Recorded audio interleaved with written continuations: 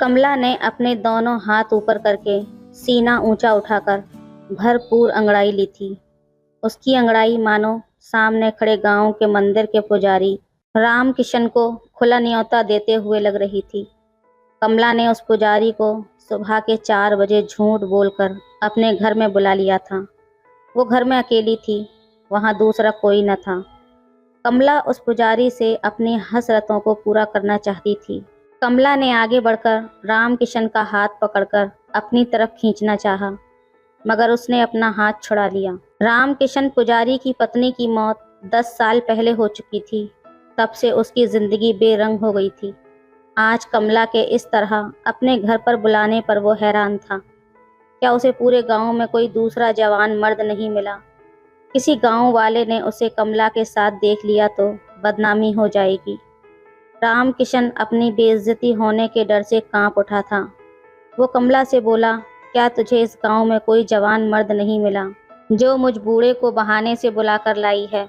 तुझे क्या अपने पति की बदनामी का जरा भी डर नहीं है? पुजारी जी, मेरा पति पैसा कमाने बाहर गया है।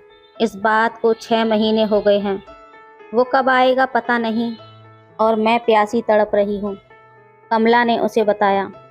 पुजारी ने उसे समझाना चाहा, अगर ऐसी बात है तो तुझे कभी नहीं गिरना चाहिए। वो अगर तेरे लिए पैसा कमाने गया है तो तुझे उसकी अमानत किसी तीसरे के सामने नहीं परोसनी चाहिए। औरत तो घर की इज्जत होती है पगली। पुजारी जी, धर्म कर्म की बातें बुढ़ापे में ही याद आती हैं। जवानी की आग में सुलगती औरत को उपदेश नहीं बल्कि मोहब्बत की बारिश की ज़रूरत होती है, जिससे उसकी प्यास बुझ सके। कमला ने अपनी समस्या बताई तो पुजारी परेशान होता हुआ बोला, तू गांव का कोई जवान खोज ले, मुझ बूढ़े को क्यों पाप का भागीदार बना रही है? जवान तो गांव में बहुत हैं जो मेरे एक इशारे पर मर मिटने को तैयार हैं, मगर मैं अपने पति के कहने में बंधी हुई हूँ। कमला ने राम किशन के सामने ये बात रखी तो वो चौंक उठा। क्या तेरे पति ने जाते समय ऐसा करने को कहा था? बड़ा अजीब आदमी है तेरा, राम किशन ने हैरत भरे लहजे में पूछा। कमला ने बताया, जब मेरा पति जाने लगा था तो उसने मुझे चरित्रवान रहने की बात कही थी। कमला तो अपने पति को बाहर भेजने के हक में नहीं थी।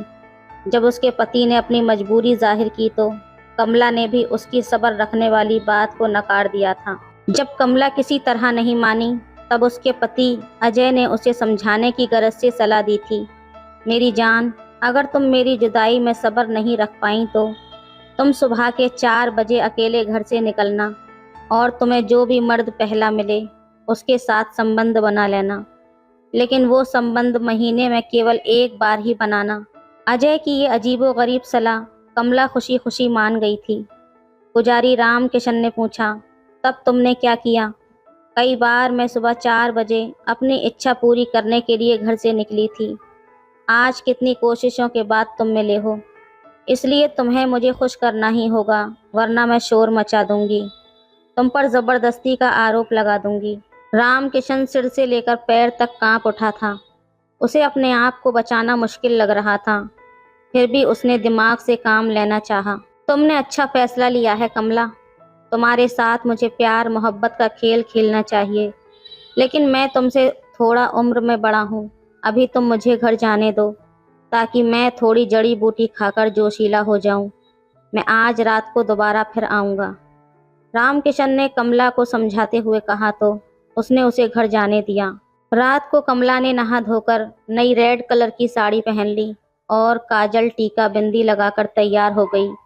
घर का बाकी काम निपटाकर पुजारी का इंतजार करने लगी। कमला की सारी रात पुजारी के इंतजार में बीत गई, लेकिन उस रात राम किशन कमला के घर नहीं आया। अब तो उसने सुबह सवेरे टहलने जाना बंद कर दिया था। कमला कितनी बार बहाने से मंदिर भी आई, मगर वहां कोई न कोई राम किशन के पास बैठा हुआ होता था। अब कमला की बेचैनी बढ़ने लगी थी। अब वो पुजारी को किसी भी कीमत पे अपने घर लाना चाहती थी। आखिर 2 दिन बाद जब रात को पुजारी अपने कमरे में आराम कर रहा था तो कमला चुपके से पुजारी के कमरे में पहुंच गई और पुजारी के पैर दबाने लगी। अरे अरे, ये क्या कर रही हो? औरतों से पाँव नहीं दबाते। ये कहते ही कमला खड़ी हो गई और कमला उसके साथ उसके घर चलने की जिद करने लगी। पुजारी ने उसके साथ जाने से साफ इनकार कर दिया। अब मुझ मुड्ढे में आग के नाम पर बस चिंगारी ही बची है। तुम यहाँ से चली जाओ। पुजारी के ये कहते ही कमला ने बोला, चिंगारी को आग में बदलना मुझे खूब आता है। ये कहते ही कमला ने अपने ब्लाउज की डोरी खोलकर रामकिशन को अपनी जन्नत के दर्शन करा दिए। रामकिशन ये देखते ही उछल पड़ा। तभी दरवाजे पर दस्तक हुई तो कमला ने अपने आप को ठीक किया और किवाड़ खोल दिए। सामने रामकिशन का एक यजमान और उसकी पत्नी किसी काम के चलते वहां आ पहुंचे थे। कमला को मजबूरन वहां से निकलना पड़ा और वो नाक भौं सकोड़ती हुई वहां से चली गई। रात हो चुकी थी और उसकी बेचैनी बढ़ती ही जा रही थी। खैर, रात को वो ये सोचकर सो गई कि अगली सुबह जो भी मर्द उससे पहले दिखाई देगा उसी के साथ वो संबंध बना लेगी। अगली सुबह वो 4 बजे उठकर सज संवर कर वो पहले मर्द की तलाश में गांव के खेतों की तरफ निकल पड़ी। 15-20 मिनट कुछ दूर चलने के बाद उसने सोचा, भला मेरी किस्मत खराब है या गांव के सब मर्द मर गए हैं मेरे लिए। ये विचार कर जैसे ही उसने वापस घर लौटने की सोची, तभी गन्ने के खेत में कुछ सरसराहट की आवाज़ उसे सुनाई दी। उसने थोड़ा उचक्कर देखा तो उसे पड़ोस के मनोहर साहब का बड़ा लड़का खेतों के बीच से आता नजर आया। वो उसे देखकर खुश हो गई। क्या बात है, कहाँ मैं उस बुड्ढे पुजारी की मिन्नतें करने में लगी हुई थी और यहाँ तो आखिर गठीले बदन का मर्द मुकेश मुझे मिल ही गया। उसकी खुशी का ठिकाना न रहा, पर यह खुशी ज्यादा देर की न थी। जैसे ही मुकेश खेत से बाहर निकला तो पीछे पीछे उसकी पत्नी हाथ में दूध का मर्तबान लिए उसी की तरफ आ रही थी। ये देखकर कमला के इरादे फक हो गए और वो अपना सा मुंह लेकर रह गई। धीरे धीरे दिन गुजरने लगे। एक दिन रामकिशन सुबह सवेरे नदी पर नहाने चला गया। नहाने के बाद वो जैसे ही मुड़ा, अचानक कमला उसके सामने आ धमकी। वो रामकिशन का हाथ पकड़कर अपने घर की ओर खींचने की कोशिश करने लगी। इसी खींचातानी में रामकिशन के हाथ से मिट्टी का लोटा टूट गया। ये देखकर वो रोने लगा। कमला हैरान होते हुए पूछने लगी, यह मिट्टी का लोटा ही तो टूटा है, तुम रोते क्यों हो? मैं तुम्हें इस मिट्टी के लोटे के बदले में स्टील या पीतल तांबे का बढ़िया सा लोटा दिलवा दूंगी। तब रामकिशन बोला, मैं लोटा टूटने पर इसलिए रो रहा हूँ क्योंकि इसे मेरी पत्नी ने मेरे लिए 10 साल पहले एक मेले में खरीदा था। अब वो जिंदा नहीं है। मैं इस लोटे को देखकर तसल्ली कर लेता था कि वो आज भी मेरे साथ है, पर आज लोटा टूट गया है। ऐसा लग रहा है जैसे वो सचमुच मुझसे अलग होकर बहुत दूर चली गई है। कमला ये सब देखकर मन ही मन पिघलने लगी। उसे रामकिशन की वफादारी पर हैरानी हो रही थी। वो सोच रही थी कि एक वो है जिसका पति परदेश पैसा कमाने गया है, वो कुछ दिनों के बाद जरूर लौट कर आएगा क्योंकि वो वादा करके गया है। वो फिर भी अपने तन की भूख मिटाने के लिए गिरने पर आमादा है। पुजारी रामकिशन अब भी रो रहा था। सुबह का उजाला चारों तरफ फैलने लगा था। कमला अब भी सोच रही थी कि इतनी सुबह तो रामकिशन जैसे सज्जन ही घर से बाहर निकलते हैं। अगर वो दिन के उजाले में किसी मनचले से उलझ जाती तो वासना की दलदल में बुरी तरह फंस जाती, बदनामी मिलती सो अलग। तब वो अपनी गृहस्थी जिंदगी बर्बाद होने से नहीं बचा पाती। पुजारी रामकिशन ने कमला को तबाह होने से बचा लिया था। वो तो उसकी इज्जत का रखवाला निकला। तो दोस्तों, ये थी आज की कहानी। आपकी क्या राय है इस कहानी पर, हमें कमेंट में ज़रूर बताएं। वीडियो अच्छी लगे तो लाइक करें, शेयर करें, सब्सक्राइब करें। धन्यवाद। 2 दिन पहले मैंने एक बहुत ही खूबसूरत से बेटे को जन्म दिया। हमारे घर में चारों ओर खुशी का माहौल था। मेरे पति और मेरी सास बहुत खुश थे क्योंकि ये इनके घर की पहली खुशी थी। और मेरे पति ने मुझे बताया था कि 4 साल बाद उनके पिता घर वापस आ रहे हैं। ये सुनकर मेरी सास की खुशियों का कोई ठिकाना न रहा। मैं कमरे से बाहर उठकर आई थी ताकि आने वाले मेहमानों को पानी पिला सकूं कि अचानक घर का दरवाज़ा खुला और कोई अंदर आया, जिसको देखकर अंदर बैठी काफ़ी औरतों ने घूंघट कर लिया। बाहर से आने वाला शायद कोई मर्द था। मेरी सास और मेरे पति गेट की तरफ तेजी से जा रहे थे। उस व्यक्ति ने सबका ध्यान अपनी तरफ कर लिया था। मैंने भी उसको देखा तो पानी भरे गिलास मेरे हाथों से छूट गए और मैं ऊपर से नीचे तक कांप गई। फिर मेरे पति ने मुझे बुलाया और बोला, ये मेरे पिताजी हैं जो कि पुलिस में हैं और इनकी पोस्टिंग दूसरे शहर में थी और पिताजी के काम की वजह से इनका घर आना बहुत ही कम होता है। विकास के पिताजी ने मेरी तरफ देखा और मेरी तारीफ की, बहुत ही अच्छी बहू है। लेकिन मैं विकास के पिता से पहली बार नहीं मिल रही थी। अब से 5 साल पहले मेरे पिता ने मुझे अपने नशे की लत के कारण किसी कोठे पर बेच दिया था, लेकिन उसी रात उस कोठे पर पुलिस की रेड के कारण मेरे साथ कुछ गलत ना हुआ। लेकिन पुलिस कोठे की सारी लड़कियों को उठाकर पुलिस स्टेशन लेकर आ गई थी, जिनमें से मैं भी थी। बाकी की सभी लड़कियां तो बिना डरे खड़ी थीं, लेकिन मैं बहुत ज़्यादा डरी सहमी और रो रही थी कि इतने में एक लेडी पुलिस ने मेरे सर के बाल पकड़े और मुझे थप्पड़ लगाया और बोली, रोने का नाटक क्यों करती है, चुपचाप खड़ी रह। लेकिन मैं उनसे बोलती रही कि मैं बेकसूर हूँ, मैंने कुछ नहीं किया। लेकिन उसने मेरी एक ना सुनी। कुछ देर के बाद बड़े साहब आ गए और मुझे रोता देखकर उन्होंने मुझसे बात की और उनको वही कहा कि मैंने कुछ नहीं किया, मैं बेकसूर हूँ। बहरहाल उन्होंने मुझे कहा कि तुम रोना बंद करो, हम तुम्हें कुछ नहीं करेंगे, और कहा कि तुम बेफिक्र रहो, मैं तुम्हें अपनी माँ और पत्नी के पास लेकर चलूँगा, तुम मेरे घर पर ही रहना। और शाम को उन्होंने मुझे अपनी गाड़ी में बैठाया और हम उनके घर के लिए निकल पड़े। काफ़ी देर की यात्रा के बाद हम एक घर में आ गए। कुछ देर के बाद जब मुझे वहाँ कोई दिखाई न दिया तो मैंने पूछा कि तुम्हारी माँ और पत्नी कहाँ हैं, मुझे उनसे मिलना है। उसने कहा कि माँ और पत्नी से भी मिल लेना, पहले मुझसे तो मिल लो। मैं ये सुनते ही सुन्न रह गई और उसके अंदर का छुपा शैतान बाहर आ गया और अगले ही पल उसने अपनी हवस की आग मेरे शरीर से ठंडी की थी और मैं बेहोश हो गई। मुझे कुछ पता न रहा कि मैं कहाँ पर हूँ। सुबह जब आँख खुली तो मैं बेड पर पड़ी थी। मैंने उधर उधर देखा तो वहाँ कोई भी नहीं था। मैंने भागने की सोची तो बाहर से गेट बंद थे।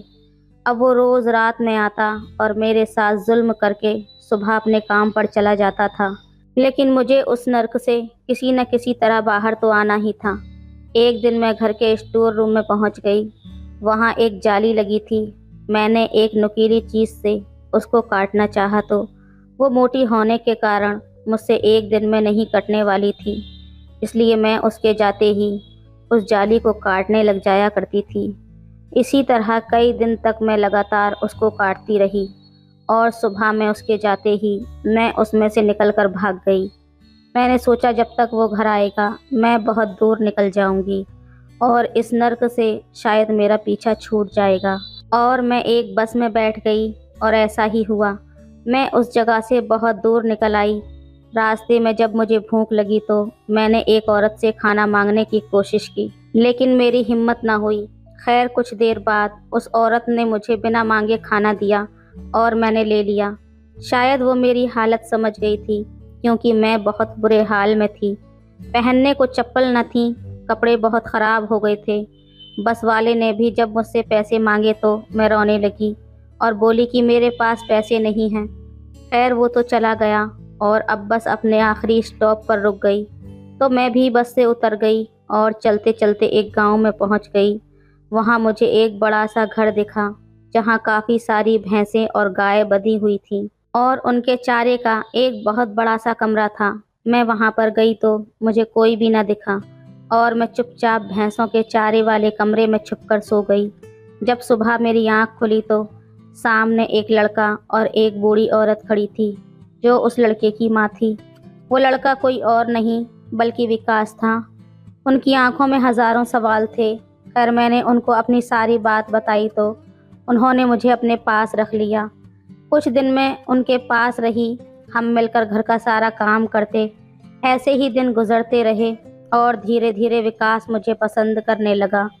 उसने मुझसे अपने प्यार का इजहार किया और मुझसे शादी करने को बोला, तो मैंने उसको पहले उसकी माँ से बात करने को कहा और उसी दिन मेरी तबीयत ख़राब हो गई। मुझे डॉक्टर ने बताया कि मैं प्रेग्नेंट हूँ और वही हुआ जिस बात का मुझे डर था। इतनी दूर आने के बाद भी उस शैतान के साये ने मेरा पीछा नहीं छोड़ा था। मैंने ये बात किसी को नहीं बताई। फिर विकास ने अपनी माँ से बात करके उनको हमारी शादी के लिए मना लिया और हमारी शादी हो गई।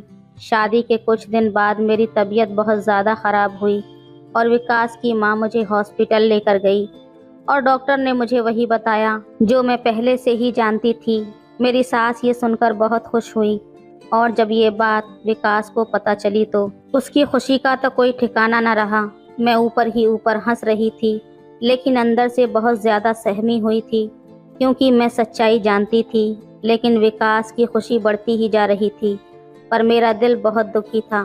फिर मुझे खबर मिली कि मेरे ससुर घर आ रहे हैं, जो 4 साल पहले अपनी नौकरी की वजह से बाहर गए थे और फिर अपनी अय्याशियों के चलते जिन्होंने पीछे मुड़कर नहीं देखा। मगर जब मैंने अपने ससुर को देखा तो मेरे होश उड़ गए, क्योंकि ये वही व्यक्ति था जिसने मुझे बर्बाद किया था। भाग्य मेरे साथ ऐसा खेल भी खेलेगा, ये कभी मैंने सोचा भी नहीं था। मैं बहुत ज़्यादा डर गई थी और अपने ससुर के सामने जाने से भी बचती थी। लेकिन जब भी मुझे किसी मजबूरी के कारण जाना पड़ता तो वो मुझे बुरी नज़रों से घूरता रहता था। उसकी नज़रें मेरे दिल को जलाती थीं और मेरा ऐसा दिल करता कि ज़मीन फटे और मैं उसके अंदर समा जाऊं।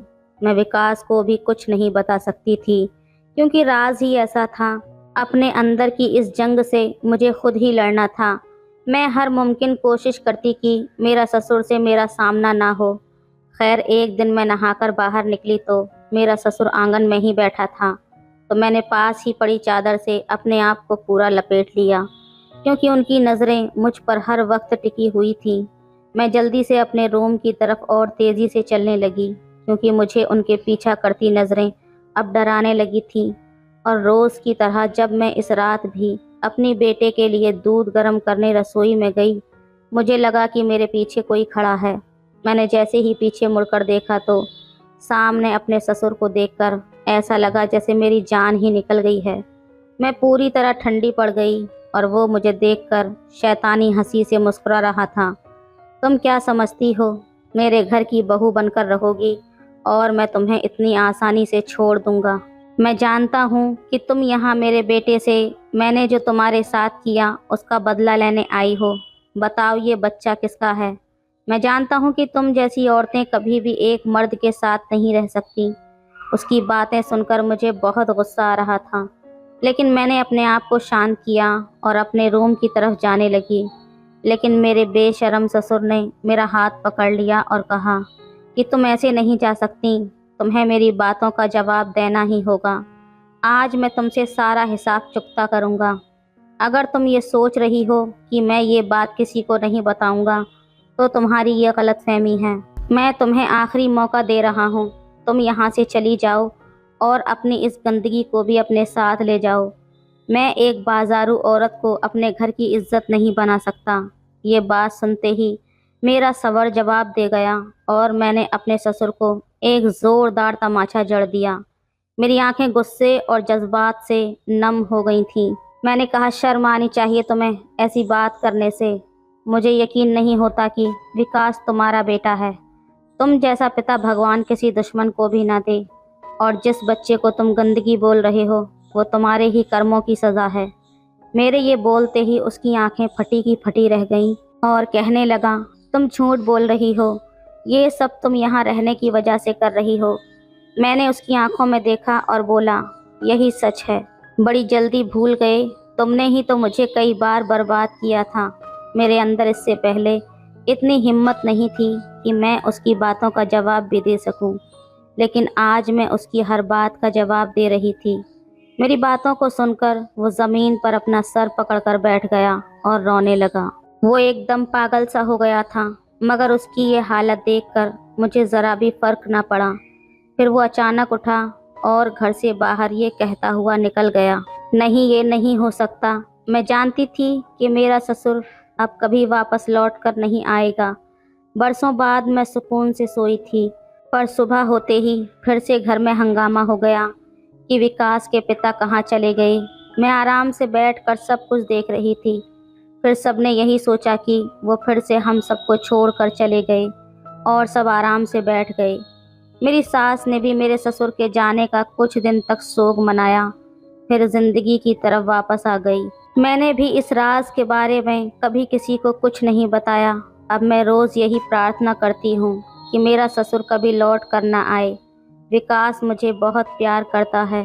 अब मुझे 2 बच्चे और हो गए हैं, मगर जब भी मैं अपने बेटे को देखती हूँ तो मुझे मेरे ऊपर हुआ वो खौफनाक मंजर याद आ जाता है। अब आप भी मुझे बताएं कि मैंने अपने बेटे का राज अपने पति और सास से छुपाकर गलत किया या सही किया। अपनी राय कमेंट्स में ज़रूर दें। वीडियो अच्छी लगे तो लाइक करें, शेयर करें, सब्सक्राइब करें। धन्यवाद। जब से मौसी मुझे अपने घर लेकर आई थी, तब से मौसा जी रात को मुझे अपने कमरे में सुलाने लगे थे। एक बार जब मैं मौसी और मौसा जी के बीच में सो रही थी, तब मौसा जी ने अचानक से मेरे शरीर पर हाथ फेरना शुरू कर दिया। मैंने अभी नया नया जवानी में कदम रखा था। मौसा जी के स्पर्श से मैं डर कर उठ गई। उठते ही मेरी नज़र मौसा जी पर पड़ी, जो बड़े ही बेतकल्लुफ़ होकर मेरे शरीर पर हाथ फेरते हुए किसी और ही रूप में नज़र आ रहे थे। मुझे जागता हुआ देखकर उन्होंने बिस्तर के किनारे को पकड़कर वहीं पर रात भर मुझे। हेलो दोस्तों, स्वागत है आप सभी का हमारी एक और रोमांचक कहानी में। उम्मीद करती हूँ आपको ये कहानी बेहद पसंद आएगी। मेरा नाम पूजा है। हाल ही में मौसी मुझे अपने घर ले आई थी। मौसी के साथ उनके घर आने का कारण कुछ अलग ही था। मैं गर्मियों की छुट्टियों के लिए मौसी के पास नहीं आई थी। सुकन्या मौसी मेरी माँ की दोस्त थी। कुछ घंटों पहले ही घर पर माँ का फ़ोन आया था कि सुकन्या मौसी मुझे लेने आएगी और मुझे कुछ दिनों के लिए उनके घर पर रहना होगा। मेरे माता पिता दोनों नौकरी करते थे। माँ का कुछ दिन पहले ही तबादला हुआ था। जिस गांव में उनका प्रमोशन हुआ था, वहाँ बिजली और पानी की सुविधा ज़्यादा अच्छी नहीं थी। नौकरी ज्वाइन करने से पहले माँ उस गांव में जाकर आई और वहाँ की स्थिति देख ली थी। गांव की स्थिति जानने के बाद पिताजी ने माँ से कहा कि प्रमोशन वाली जगह का तबादला करवा ले। इसके लिए माँ को अपनी मुख्य शाखा यानी कि मेन ब्रांच जाना पड़ता। इसी वजह से माँ पिता दोनों उनकी मुख्य शाखा गए। वहाँ से लौटते समय उनकी गाड़ी का एक्सीडेंट हो गया। जब वो घर से निकले थे तो सुबह का समय था, लेकिन शाम तक भी वो घर नहीं पहुँचे थे। शाम को मुझे माँ का फ़ोन आया और तब मुझे पता चला कि माँ और पापा के साथ क्या हुआ है। जहाँ उनका एक्सीडेंट हुआ था वो जगह हमारे घर से बहुत दूर थी। माँ ने कहा कि उनकी हालत थोड़ी ठीक है, लेकिन पापा को 1 महीने तक अस्पताल में भर्ती रहना पड़ेगा। माँ ने मुझसे कहा कि मैं चिंता ना करूं और जब तक मैं घर नहीं आ जाती मैं उनकी दोस्त सुकन्या के घर पर रहूं। उन्होंने बताया कि सुकन्या मुझे लेने आ रही है। माँ का फ़ोन रखे हुए थोड़ी ही देर हुई थी कि सुकन्या मौसी मुझे लेने आ गई। मौसी को देखते ही मैं उनसे लिपटकर बहुत रोई थी। उन्होंने मुझे कुछ कहने से पहले ही सब कुछ बता दिया। मौसी ने कहा, मुझे सब पता है, तुम्हारे माता पिता जल्दी ही घर आ जाएंगे। उन्होंने मुझे शांत किया और अपने साथ ले गईं। उस दिन मैं पहली बार मौसी के घर पर गई थी। इससे पहले मैंने केवल उनका नाम सुना था। मुझे अपना घर छोड़कर कहीं और जाना कभी भी पसंद नहीं था, लेकिन अब स्थिति ऐसी आ गई थी कि मुझे मौसी के घर जाना पड़ा। उनके घर पहुंचते ही मेरी मुलाकात उनके पति से हुई। मौसा जी तो बहुत ही प्रेम भाव वाले इंसान थे। जब उन्हें मेरे माता पिता के बारे में पता चला तो उनकी आंखें भर आईं। मौसा जी ने मुझे प्यार से अपने पास बुलाया और कहा, यहाँ तू बिना किसी झिझक के रह। अगर तुझे कुछ चाहिए हो तो बेझिझक मुझे बता देना। मौसा जी मौसी के सामने मेरे साथ अच्छे से व्यवहार कर रहे थे, लेकिन ये मुझे नहीं पता था कि ये उनका असली स्वभाव है या सिर्फ दिखावा।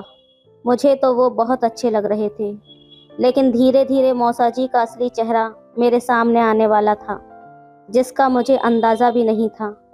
मैं 16 साल की थी। अभी कुछ दिन पहले ही मेरी 10वीं के पेपर ख़त्म हुए थे और मैं अपनी छुट्टियों का आनंद ले रही थी।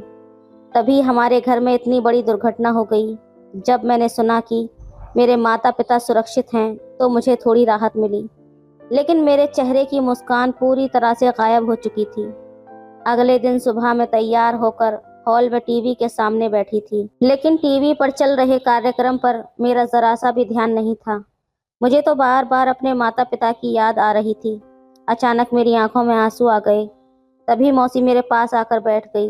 मेरी आंखों में आंसू देखकर मौसी ने मुझे अपने पास खींच लिया और कहा, पूजा, तेरे मम्मी पापा जल्द ही घर वापस आ जाएंगे। अब तू बार बार रोना बंद कर। बार बार रोने से नकारात्मक ऊर्जा पैदा होती है और ये नकारात्मक भावना तेरे पापा की सेहत पर असर डालेगी। क्योंकि तू उनकी याद में रो रही है, इसलिए बार बार मत रो, नहीं तो बाबा जल्दी ठीक नहीं होंगे और फिर तुझे उनसे जल्दी मिलने का मौका भी नहीं मिलेगा। मौसी ने मुझे पूरी समझदारी से सब कुछ समझाया था कि मेरी रोने से नकारात्मक ऊर्जा उत्पन्न हो रही थी, जो बाबा की तबीयत पर बुरा असर डाल सकती थी और मुझे ये नहीं चाहिए था। तब मैंने रोना बंद किया। जब मैं शांत हुई तो मौसी ने कहा कि अभी भी मैं नाराज़ नज़र आ रही हूँ। मेरे चेहरे पर मुस्कान लाने के लिए उसके पास एक शानदार आइडिया था। फिर मौसी मुझे अपने कमरे में ले गई। उसने मेरे लिए कुछ अच्छे अच्छे सामान खरीदे थे, मुझे वो भी नहीं पता था। फिर मौसी ने मुझे सुंदर सा शॉर्ट फ्रॉक पहनाकर तैयार किया। उस फ्रॉक में मैं सचमुच बहुत अच्छी लग रही थी। मौसी ने मुझे अच्छे से तैयार किया और मुझे बाहर ले आई। वो बोली, अब तुम अच्छे से तैयार हो गई हो, तुम्हें अच्छा लग रहा होगा, तो मैं तुम्हारे अच्छे अच्छे फ़ोटो क्लिक करती हूँ। जैसे ही मौसी मुझे अपने कमरे से बाहर लेकर आई, वैसे ही घर के दरवाजे से मौसा जी भी अंदर आए। वो अभी थोड़ी देर पहले किसी काम से बाहर गए थे। मुझे देखते ही मौसा जी मेरे पास आ गए और मेरी तारीफ करने लगे। मौसा जी ने तो मेरा हाथ ही पकड़ लिया और मेरे साथ डांस करने लगे। बीच में आकर मौसी ने डांस रोक दिया और उसने मेरे कुछ फ़ोटो क्लिक किए। फिर अचानक मौसा जी मेरे पास आकर मेरे साथ फ़ोटो खींचने लगे। उस वक्त बार बार मौसा जी का हाथ मेरी कमर पर आ जाता था। मौसी का मौसा जी के इस बेहूदे व्यवहार पर बिल्कुल भी ध्यान नहीं था। वो तो बस हंसते हुए हमारे फ़ोटो खींच रही थी। धीरे धीरे मौसा जी का स्पर्श सहन करने से बाहर होने लगा। उनका हाथ और ज़्यादा बढ़ने लगा। जब मुझे ये एहसास हुआ तो मैं मौसा जी से दूर हो गई और अपने कमरे में चली गई। उस रात मौसी मेरे कमरे में आई। उसने कहा, अब से तुम मेरे कमरे में सोया करोगी, वरना रात भर अकेले अपने कमरे में रहकर तुम्हें मम्मी पापा की याद सताएगी और तुम अकेले ही रोती रहोगी। तब मैंने मौसी जी की बात मान ली और तुरंत उसके कमरे में सोने चली गई। मौसी के कमरे में जाने के बाद मुझे ये समझ में आया कि मुझे उनके साथ अकेले सोने का मौका नहीं मिलेगा, बल्कि मुझे मौसी और मौसा जी के बीच में सोना था। पहले मुझे ये सब थोड़ा अजीब लगा, लेकिन मैंने मौसी को इनकार नहीं किया और उनके और मौसा जी के बीच सोने के लिए तैयार हो गई। कमरे का लाइट बंद होने के बाद थोड़ी देर में मुझे अपने शरीर पर किसी का हाथ महसूस हुआ। जब मैंने उस हाथ पर हाथ फेरा तो वो हाथ मुझे पुरुष का महसूस हुआ। मेरे पास मौसा जी सो रहे थे। तब मैंने मौसी को मौसा की हरकतों के बारे में बताने के लिए जानबूझकर उनका हाथ उस हाथ पर रख दिया। मौसी ने भी थोड़ी सी नींद में ये महसूस किया। जब मौसा का हाथ मेरे शरीर पर था तो मौसी ने कमरे की लाइट ऑन की और उसने मुझे अपनी जगह पर सुला दिया और मौसी खुद मेरी जगह पर लेट गई। अगले दिन एक अलग घटना घटी। किचन में रहते हुए मौसी का तेल पर पैर फिसल गया और वो ज़ोर से घुटनों के बल गिरी। मौसी को बहुत चोट लगी थी। जब उसे अस्पताल ले जाया गया तो पता चला कि उसका पैर फ्रैक्चर हो गया है। अब मौसी की जगह मुझे घर के सारे काम करने थे। कुछ ही समय में मैं और मौसा मौसी को अस्पताल से लेकर घर वापस आए। घर आते ही मौसी का पैर प्लास्टर किया गया था। उस दिन दोपहर को मुझे खाना बनाना था, तो किचन में जाने से पहले मैंने मौसी का गाउन पहना और किचन में खाना बनाने के लिए चली गई। सबसे पहले तो किचन में फैला हुआ तेल मैंने साफ़ किया था और फिर खाना बनाने लगी। मुझे किसी भी सब्ज़ी को परफेक्ट बनाना आता था, लेकिन चपाती बेलने में मेरी बहुत बड़ी समस्या थी। मैंने कभी भी रोटी नहीं बनाई थी, लेकिन उस दिन मैंने रोटी बनाने की बहुत कोशिश की और मेरी कोई भी रोटी गोल नहीं बन रही थी। मैं रोटियां बनाने में व्यस्त थी और अचानक पीछे से मौसा जी ने मुझे ज़ोर से पकड़ लिया। वो मुझे सुकन्या कहकर आवाज़ दे रहे थे। तब मैंने मौसा जी की ओर मुड़कर कहा, मौसा, कुछ समय पहले ही तो हम दोनों ने मौसी को प्लास्टर लगवाकर अस्पताल से घर लाए हैं। क्या आप भूल गए कि मौसी अपने कमरे में आराम कर रही हैं? उस वक्त मौसा जी के चेहरे पर ऐसा लगा कि सच में वो भूल गए थे कि मौसी उनके कमरे में आराम कर रही है। तब मौसा जी ने चेहरे पर ऐसा भाव बनाया था कि सच में उन्हें ये याद नहीं रहा था कि मौसी उनके कमरे में हैं। फिर उन्होंने कहा, पूजा मुझे माफ़ कर दो, मुझे ध्यान नहीं रहा कि सुकन्या को प्लास्टर किया हुआ है। वैसे तो मुझे आदत है कि किचन में सुकन्या को देखूं, लेकिन मुझे अचानक याद नहीं आया कि उसको चोट लगी है। ये मौसा की पहली गलती थी, इसलिए मैंने उन्हें माफ़ कर दिया। फिर जब मैं रोटी बना रही थी तो मौसा किचन में खड़े होकर मेरी रोटी बनाने की कोशिश देख रहे थे। मैंने 2 रोटियां बेल लीं। मेरे उस प्रयास को देखकर मौसा बोले, रोटी कैसे बनानी है ये मैं तुझे सिखाऊंगा। फिर मौसा मेरे पीछे आकर खड़े हो गए और मेरे हाथ पर हाथ रखकर मुझे रोटियां बेलना सिखाने लगे। जैसे ही उन्होंने मुझे सिखाना शुरू किया, मुझे ये महसूस होने लगा कि सिखाने के बजाय कुछ और ही हो रहा था। बार बार उनके गाल मेरे गाल से टच हो रहे थे और वो मुझे बहुत पास से छूने की कोशिश कर रहे थे। उनका ये अजीब व्यवहार मुझे समझ में आ गया तो मैंने उन्हें खुद से दूर किया और कहा, मौसा जी रहने दो, मुझे जैसे भी हो खाना बनाना आता है, नहीं तो घर में काम करने के लिए नौकरानी रख लूँगी। मेरा गुस्सैला चेहरा देखकर मौसा तुरंत किचन से बाहर चले गए। मौसी ने मेरी बनाई हुई रोटियां खाई थीं और वो भी स्वाद में अच्छी थीं। उसी रात सोने के समय मौसा मेरे कमरे में आए और बोले, पूजा आज तुम मौसी के पास नहीं सोने आ रही हो क्या? काफ़ी वक्त हो गया है, मैं तुम्हारा इंतज़ार कर रहा था। तब मैंने मौसा से कहा, नहीं, मैं आज नहीं आ सकती क्योंकि मौसी के पैर में चोट लगी है और रात को मैं थोड़ी अजीब तरीके से सोती हूँ। अगर मौसी के पैर को गलती से लग गया तो मौसी को बहुत तकलीफ होगी। इस पर मौसा जी बोले, तुम बिल्कुल सही कह रही हो, रात को मुझे भी तिरछी तरीके से सोने की आदत है। अगर गलती से मेरा हाथ या पैर सुकन्या के प्लास्टर पर लग गया तो उसे बहुत तकलीफ होगी। मैं एक काम करता हूँ, मैं अपना कंबल लेकर तुम्हारे पास सोने आ जाता हूँ ताकि तुम्हारी मौसी आराम से हमारे बिस्तर पर अकेले सो सके। मैं अपने मौसा को अपने कमरे में आने से रोक नहीं सकती थी क्योंकि वो घर उनका ही था। कुछ समय बाद मौसा अपना कंबल लेकर मेरे कमरे में आए। जैसे ही वे अंदर आए, मैंने उनसे कहा, मौसा मुझे अपनी माँ से बात करनी है, क्या आप मेरी माँ को फ़ोन लगा कर दे सकते हैं? तब मौसा जी ने कहा, सुबह बात करवा दूंगा। मैं उनसे अपने माता पिता के बारे में पूछने लगी तो उन्होंने कहा कि वो दोनों ठीक हैं। घर से निकलते समय मैं अपना मोबाइल ले आना भूल गई थी, इसलिए मुझे अपने माता पिता के बारे में पूछताछ के लिए मौसा जी पर निर्भर रहना पड़ता था। मैं उनसे लगातार सवाल पूछती जा रही थी, जिससे वो तुरंत मुझसे मुंह मोड़कर सो गए। मुझे मौसा पर ज़रा भी भरोसा नहीं था, इसलिए मैंने अपना बिस्तर ज़मीन पर बिछाया और वहीं पर सो गई। इसी तरह कुछ दिन और बीत गए। अब मेरी मौसी भी घर पर आ गई थी और उन्हें आए हुए कुछ दिन हो गए थे। उनके पैर में प्लास्टर लगा हुआ था, इसलिए वो नहाने धोने जैसे काम नहीं कर पा रही थी। एक दिन मौसी ने मुझसे कहा, अब मुझे ऐसे गंदे शरीर के साथ रहना बिल्कुल अच्छा नहीं लग रहा, क्या तुम मुझे स्पॉन्ज करा सकती हो? मैंने तुरंत उनकी बात मान ली और उनके लिए गुनगुना पानी और नैपकिन लेकर आई। जब मैं मौसी के चेहरे पर गीले कपड़े से पोंछ रही थी, तभी मौसा जी कमरे में आ गए। मुझे ऐसा करता देखकर मौसा जी बोले, पूजा तुम ये क्या कर रही हो? मेरी पत्नी का अच्छे से ख्याल रखो। तुम मौसी की सफाई ठीक से नहीं कर रही हो। रुको, मैं तुम्हें अच्छे से सिखाता हूँ। ऐसा कहकर मौसा जी मुझे कमरे से बाहर ले गए। उन्होंने मुझे हमारे कमरे में ले जाकर बंद कर दिया तो कहने लगे कि पूजा, स्पॉन्जिंग कैसे करते हैं ये मैं तुम्हें सिखाता हूँ। तभी मौसा गीला तौलिया लेकर मेरे सामने आए। उन्होंने मुझे बिस्तर पर बैठाया और स्पॉन्जिंग सिखाने लगे। धीरे धीरे उनका हाथ मेरी गर्दन की तरफ बढ़ने लगा। वो मेरी गर्दन के आसपास बार बार एक ही जगह पर हाथ फेर रहे थे। उसके हाथों का स्पर्श मुझे गलत जगह महसूस हो रहा था। मुझे अच्छे और बुरे स्पर्श की अच्छी तरह समझ थी। तब मुझे ये समझ में आया कि मौसा का वो स्पर्श गलत था। जैसे ही मुझे उसका एहसास हुआ, मैंने मौसा को खुद से दूर कर दिया। मौसा की इस अजीब हरकत से मेरी आंखों में आंसू आ गए। मुझे मौसी के पास जाकर उसकी शिकायत करनी थी।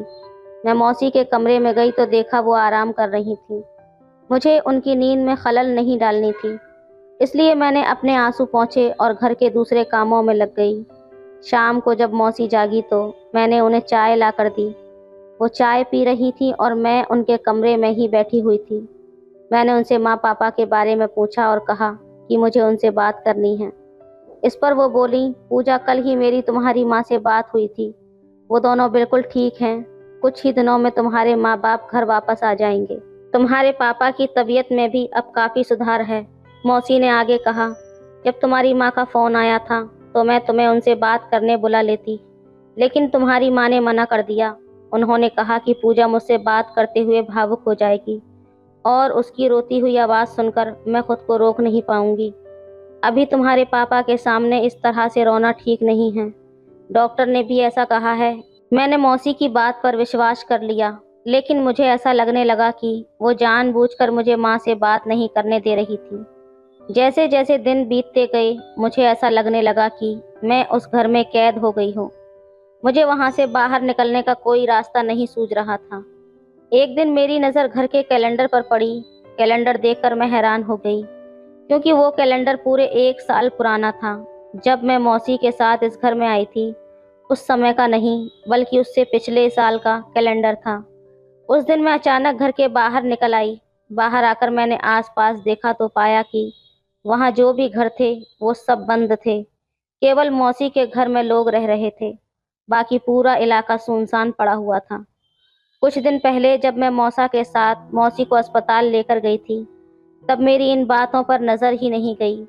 मौसा की गाड़ी की खिड़कियां पूरी तरह काली थीं, इसलिए मैं बाहर कुछ भी नहीं देख पाई थी और उस समय बाहर देखने का ख्याल भी मेरे दिमाग में नहीं आया। लेकिन अब जो स्थिति मैं देख रही थी वो बिल्कुल अलग थी। अब तो मुझे ये भी याद नहीं रहा कि मौसी के घर आए हुए मुझे कितने दिन हो गए थे। जब भी मैं मौसी से अपने माँ बाबा के बारे में पूछती, तभी मौसी मुझे एक ही जवाब देती थी कि वो ठीक हैं और जल्द ही घर आ जाएंगे। मौसी या मौसा ने कभी भी गलती से भी मुझे उनके मोबाइल को छूने नहीं दिया था। लेकिन अब मुझे सब कुछ पता करना था। मैं जानना चाहती थी कि आज की तारीख क्या है, लेकिन उस घर में पुराने कैलेंडर के अलावा और कुछ नहीं था। जब मैं घर में इधर उधर खोजबीन कर रही थी, तब मौसा की नज़र मुझ पर पड़ी। उन्होंने मुझसे पूछा कि मैं क्या ढूंढ रही हूँ। पता नहीं क्यों, लेकिन मुझे सच्चाई बताने की हिम्मत नहीं हुई। मैंने कहा, कुछ नहीं, बस ऐसे ही टाइम पास कर रही हूँ।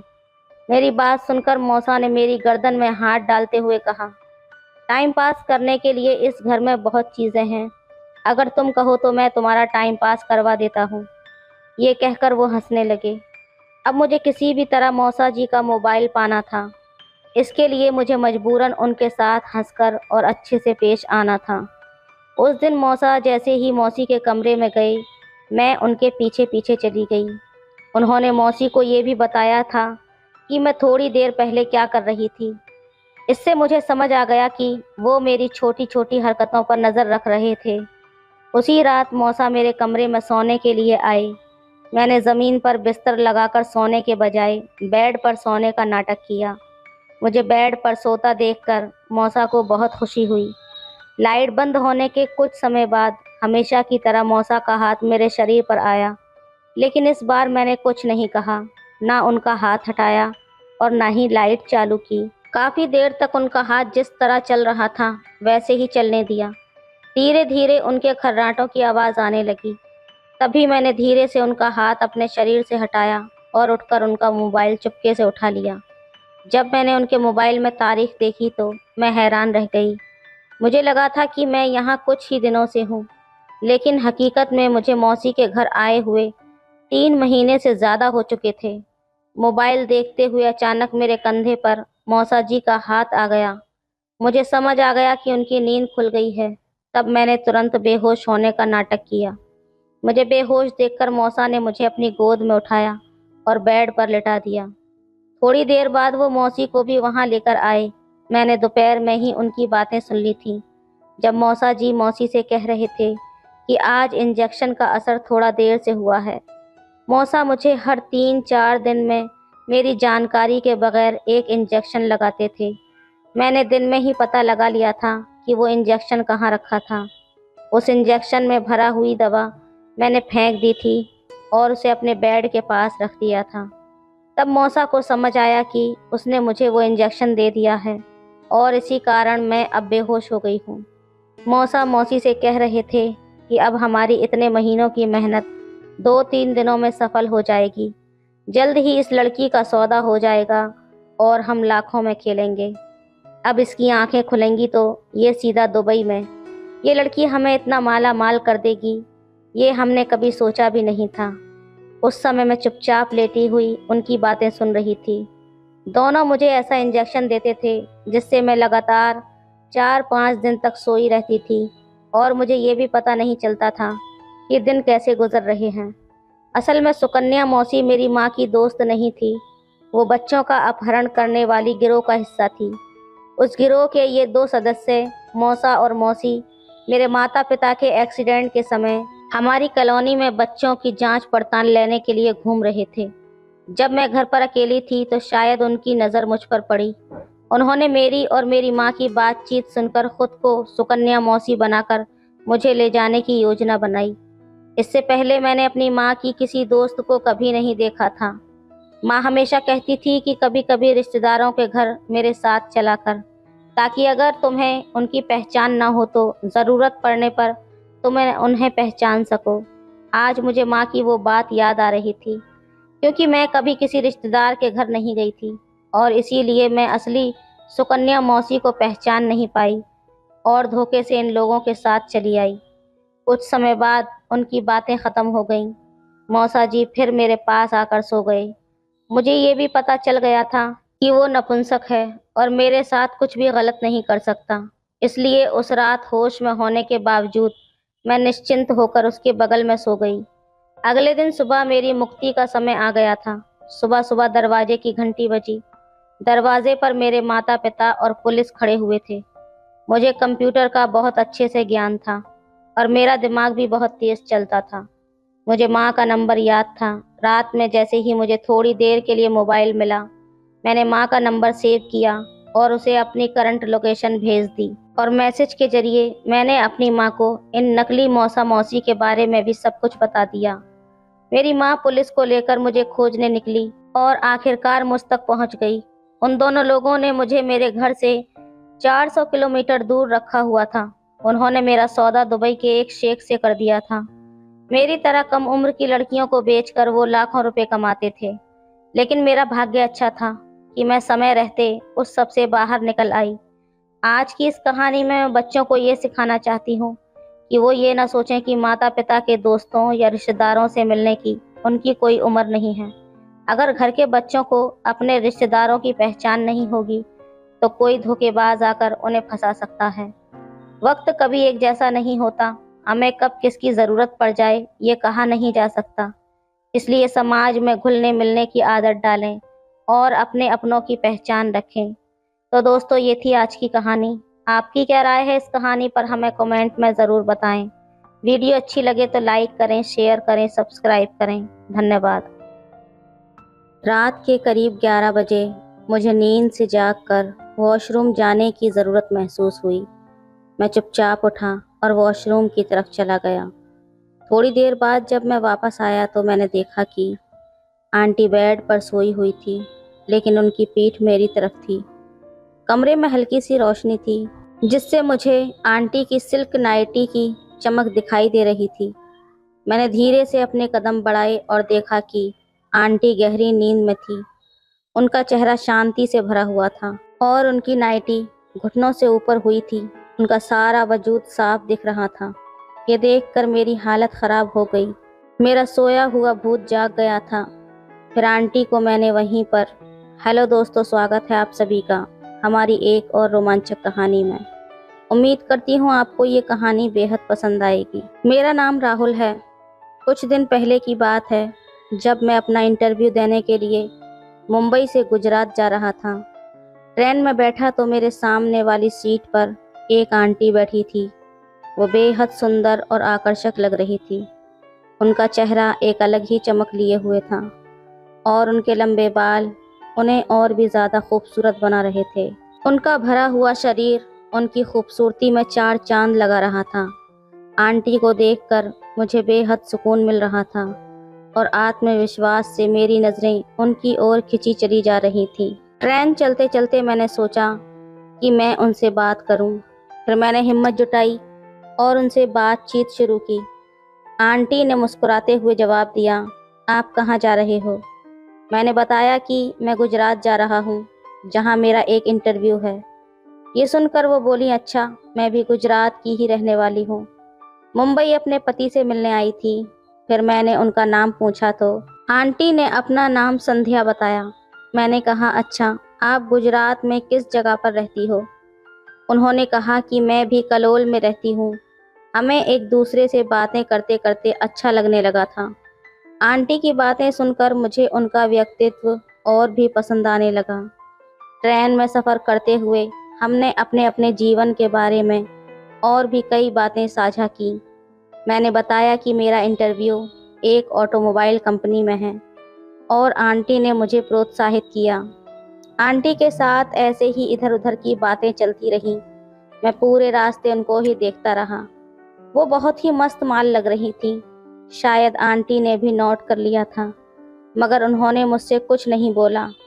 रात के करीब 12 बज चुके थे जब ट्रेन कलोल स्टेशन पर रुकी थी। आंटी और मैं दोनों ही ट्रेन से बाहर निकले। आंटी का बैग बहुत भारी था, तो मैंने उनकी मदद के लिए कहा, आंटी लाओ, मैं आपका बैग उठा देता हूँ। उन्होंने मुझे बड़ी विनम्रता से धन्यवाद किया और हम दोनों स्टेशन से बाहर आ गए। कलोल में रात गहराने लगी थी और आसपास ज़्यादा लोग नहीं दिख रहे थे। स्टेशन के बाहर पहुंचकर आंटी ने मुझसे पूछा, अब रात को कहाँ ठहरने का सोचा है? मैंने सोचा कि शायद होटल ढूंढना पड़ेगा, लेकिन आंटी ने कहा, अगर तुम्हें कोई दिक्कत ना हो तो हमारे घर आ सकते हो। घर पास में ही है और तुमने मेरी मदद भी की है। मुझे भी रात में बैग उठाने में मुश्किल हो रही है। मैंने थोड़ी देर सोचा और फिर हामी भर दी। रात काफ़ी हो चुकी थी और मुझे भी होटल ढूंढने की जगह आंटी के घर जाना ज़्यादा सही लगा। हम दोनों रेलवे पटरी पार करके आंटी के घर की तरफ बढ़े। चलते चलते मैंने आंटी से पूछा, आपका घर कितनी दूर है? आंटी ने मुस्कुराते हुए कहा, बस थोड़ी दूर, और तुम देखना मेरे घर का माहौल बहुत अच्छा है। उनकी बात सुनकर मुझे राहत मिली और मैंने सोचा कि ये शायद एक नई दोस्ती की शुरुआत हो सकती है।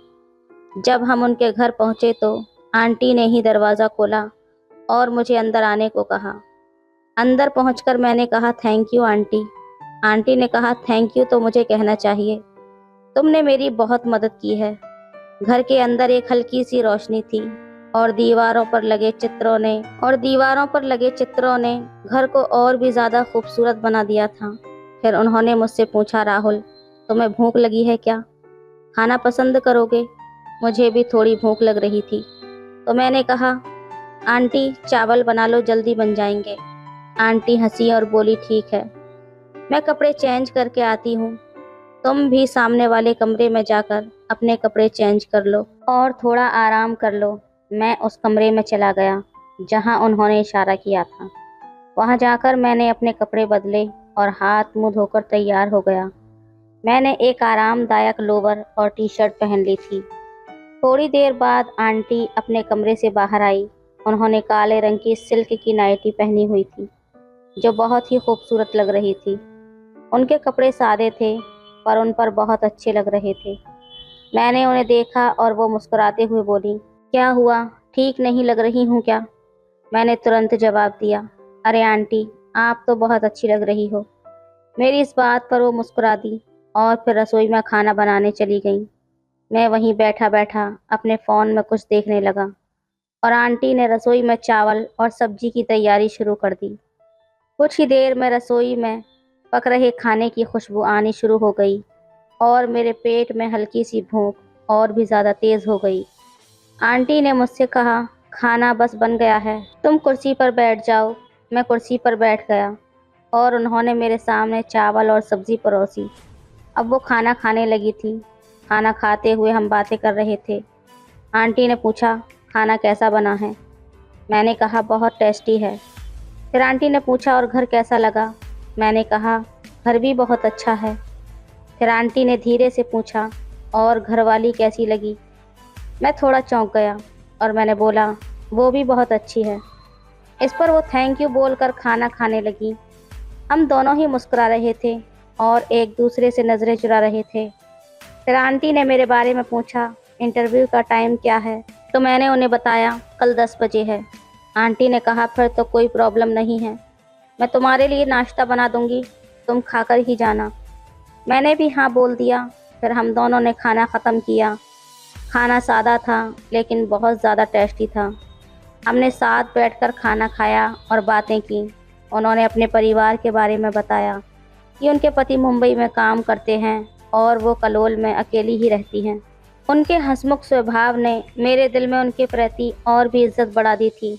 रात गहरी होती जा रही थी और हम दोनों ने खाना खाकर बर्तन साफ किए। फिर आंटी ने कहा तुम्हें आराम करने की ज़रूरत है, सुबह जल्दी उठना है ना। फिर मैंने पूछा आप परफ्यूम कौन सा यूज़ करती हो, आपके रूम से बहुत अच्छी खुशबू आ रही है। इस पर वो हंसकर बोली सब लेडीज़ परफ्यूम है, तुम्हारे मतलब के नहीं हैं। रात के अंधेरे में जब सब कुछ खामोश था, मैं आंटी के कमरे में लेटा हुआ था।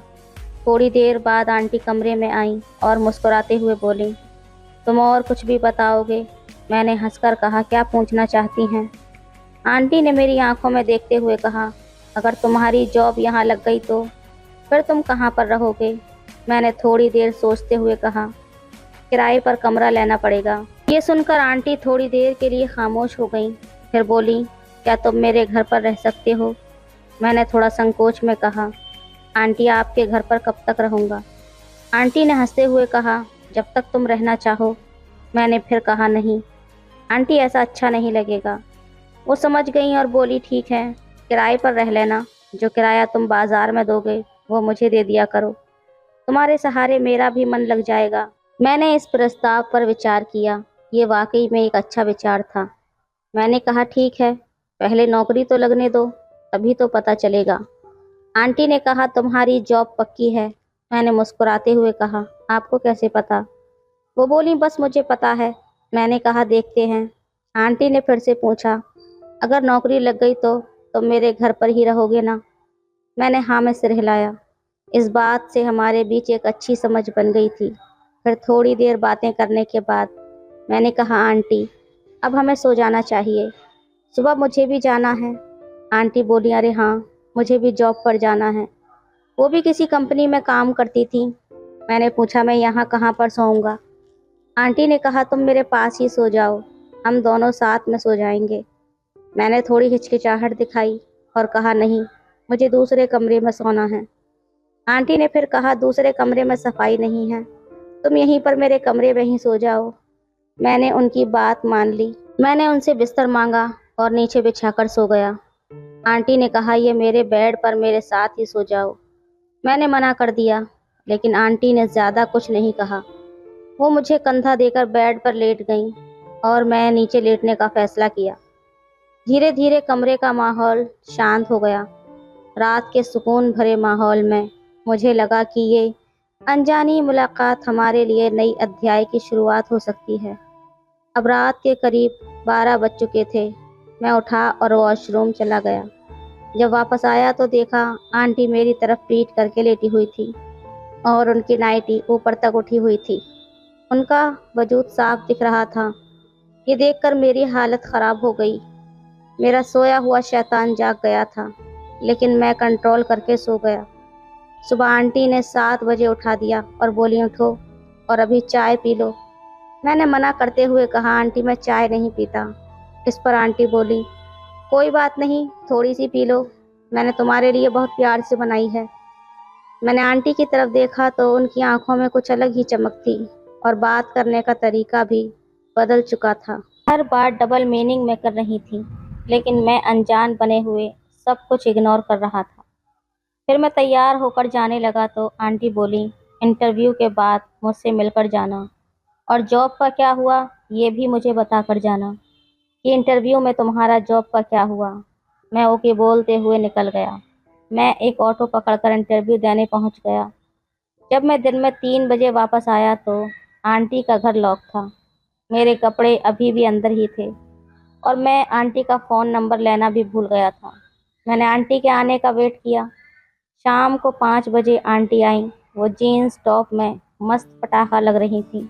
आते ही आंटी बोली ओ सॉरी यार, मैं तो तुम्हें भूल ही गई थी कि तुम मेरा इंतज़ार कर रहे होगे। उन्होंने जल्दी से गेट खोला और अंदर आने को बोलने लगी। फिर आंटी बोली तुम थोड़ा रुको, मैं कपड़े चेंज करके अभी आती हूँ। आज आंटी लोवर और एक ढीली सी टी शर्ट पहनकर बाहर आई। आंटी बोली, हाँ अब बताओ क्या हुआ। मैंने कहा कि मुझको घर जाना है। इस पर आंटी थोड़ा उदास हो गई और बोली, क्या हुआ, इंटरव्यू सही नहीं हुआ क्या? जॉब नहीं लगी? ऐसा कैसे हो सकता है? तुमको मना कैसे कर सकते हैं वो लोग? ऐसा लग रहा था कि मानो जैसे उनको इस बात का बहुत दुख हुआ हो। मैंने आंटी से कहा कि ऐसी कोई बात नहीं है, मेरी जॉब लग गई है और मुझको 2-3 दिन बाद ज्वाइन करना है। इस पर आंटी खुश होकर पूछने लगी कि फिर घर क्यों जा रहे हो? उनके पूछने से साफ पता चल रहा था कि जैसे आंटी को मेरा जाना अच्छा नहीं लग रहा था। मैंने कहा, मेरे पास इतने कपड़े नहीं हैं, मैं अपने घर वालों से मिलकर आऊँगा और अपने कपड़े भी लेकर आऊँगा और कुछ ज़रूरी सामान भी लाना है। इस पर आंटी ने एक आशा भरी निगाहों से पूछा, वापस तो आओगे ना? उनकी आंखों से साफ लग रहा था कि जैसे मेरे बिना आंटी का मन ही नहीं लग रहा हो। मैंने आंटी से कहा, आंटी मैं ज़रूर आऊँगा। फिर आंटी थोड़ा खुश हो गई और बोली, जाओगे कब? ट्रेन कब की है? मैंने बोला कि कल मॉर्निंग की है, नाइट की ट्रेन में कोई सीट नहीं है। इस पर आंटी बहुत ज़्यादा खुश हो गई और बोली, ओके, तो फिर आज तुम्हारे लिए रूम की सफाई करते हैं और शाम को पार्टी करते हैं। मैंने बोला, पार्टी किस लिए? आंटी बोली, अरे तुम्हारी जॉब लग गई है इसलिए पार्टी करते हैं, चलो पार्टी दो। मैंने उनसे कहा, मगर मेरे पास इतने पैसे नहीं हैं। इस पर आंटी बोली, कोई बात नहीं, पार्टी मैं दे दूंगी, जब तुम्हारी सैलरी आ जाए तो वापस कर देना। फिर हम दोनों ने खाना खाया और रूम की सफाई करने में लग गए। सफाई करते करते देर हो गई थी। आंटी ने पूछा, खाना घर पर खाओगे या बाहर? मैंने कहा, घर पर ही खाएंगे। फिर आंटी ने पूछा, और पीना कहाँ पर है? इस पर मैं थोड़ा चौंकते हुए बोला, क्या मतलब? आंटी बोली, ड्रिंक नहीं करते हो क्या? मैंने बोला, करता हूँ, मगर इससे पहले मैं कुछ और बोलता तब तक आंटी बोली, बस तो फाइनल हो गया, तुम बाहर से बोतल ले आना, तब तक मैं कुछ खाने के लिए बनाती हूँ। उन्होंने मुझको 1000 रुपये दिए और बोली, एक रेड लेबल की बोतल और कुछ फ्रूट्स और ड्राई फ्रूट्स लेकर आना, और हाँ, एक सिगरेट का पैकेट भी ले आना। मैं उनसे पैसे लेकर दुकान पर पहुंच गया और मैंने एक बोतल ले ली और कुछ फ्रूट्स और ड्राई फ्रूट्स लेकर घर आ गया। तब तक आंटी ने खाना तैयार कर दिया था। आलू गोभी की सब्जी और पूरी बन चुकी थी। आंटी ने मुझे आया हुआ देखकर कहा, तुम अपने कपड़े चेंज कर लो, ये कपड़े गंदे हो गए हैं, जल्दी से नहाकर फ्रेश हो जाओ। तब तक मैं भी नहाकर फ्रेश हो जाती हूँ। फिर मैंने कहा, मगर मेरे पास तो दूसरे कपड़े नहीं हैं। आंटी ने मुझे एक लोवर और एक टी शर्ट ला कर दी और बोली, ये पहन लो। मैं भी उनके दिए कपड़ों को लेकर अपने रूम में गया और नहाकर कपड़े पहन लिए। जब मैं आंटी के रूम में पहुंचा तो आंटी अभी भी नहा रही थी। मैंने आवाज़ दी तो बोली, तुम सामान लाओगे? तब तक मैं आती हूँ। उन्होंने मुझको गिलास, पानी की बोतल बताई और प्लेट वगैरह के बारे में बताया कि किचन में सब रख दिया है, मैंने सब कुछ सेट कर दिया है। ड्राई फ्रूट काट दिए और ड्राई फ्रूट प्लेट में सजा दिए। दोनों गिलासों में पैक बनाकर रख दिया। मैं ड्राइंग रूम में बैठा था और टेबल पर सब सामान तैयार था। जैसे ही आंटी अंदर कमरे में आई, मैं उनको देखता ही रह गया। आंटी ने एक छोटा सा नेककर पहना हुआ था और ऊपर एक बनियान पहनी हुई थी। आंटी का जिस्म सिर्फ ज़रूरत के मुताबिक ही ढका हुआ था, बाकी तो सब कुछ साफ नज़र आ रहा था। उनको देखकर मैं तो पलक झपकना ही भूल गया। मैं थोड़ी देर तक उन्हें इसी तरह घूरता रहा। जब आंटी ने पूछा, ऐसे क्या देख रहे हो? तब मैं आंटी से हंसते हुए बोला, बस आपकी खूबसूरती देख रहा था। वो हंसने लगी और मैं पानी की बोतल उठाकर गिलास में पानी डालने लगा। आंटी मेरे पास ही मेरे बगल में बैठ गईं। उनके बदन से बहुत अच्छी खुशबू आ रही थी। उनके परफ्यूम की महक मुझे मदहोश कर रही थी। फिर हम दोनों ने एक पैग लिया और चेज़ बोलकर पीने लगे। आंटी बोली, मैं तुम्हें कैसी लग रही हूँ? मैंने कहा, सच में भला की खूबसूरत लग रही हो। आंटी बोली, बहुत अच्छी लग रही हूँ या कुछ और भी लग रही हूँ? इसमें कुछ नहीं बोला और पैग को एक झटके में खाली कर दिया। एक दूसरा पैग बनाने के लिए मैंने बोतल उठा ली। आंटी ने कहा, अरे इतनी जल्दी क्या है, रुको भी, इस बार पैग मैं बनाती हूँ। ये कहकर आंटी ने अपना पैग नीचे रखा और हाथ से बोतल लेकर दूसरा पैक बनाना शुरू कर दिया। फिर पैक ख़त्म करके आंटी ने सिगरेट की डिब्बी उठाई और एक सिगरेट निकाली और लगा ली। आंटी टांग खींचते हुए बोली, जानू एक बात पूछूं? मैंने कहा, आंटी पूछो ना। आंटी ने कहा, सच बताओगे या झूठ? मैंने कहा, सच बताऊंगा। आंटी ने कहा, तुम्हारी कितनी गर्लफ्रेंड हैं? ये सुनकर मैं आंटी की तरफ देखने लगा। आंटी ने मेरी तरफ आंख दबाते हुए कहा, बताओ ना। मैंने कहा, आंटी बस एक ही है। आंटी ने कहा, तुमने उसके साथ कभी कुछ किया है या नहीं? मैंने कहा, हाँ, एक दो बार बस। ये कहते हुए उन्होंने सिगरेट को मेरी तरफ बढ़ा दिया। मैंने सिगरेट ली और आंटी की तरफ देखने लगा।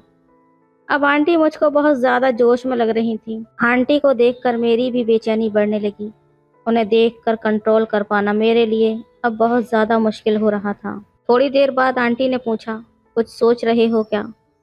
मैंने कुछ नहीं कहा, मैं खामोश रहा। आंटी ने कहा, बताओ ना प्लीज़, तुमको मेरी कसम, क्या सोच रहे हो? बताओ। मैंने कहा, आंटी आप ना बहुत ज़्यादा खूबसूरत लग रही हो।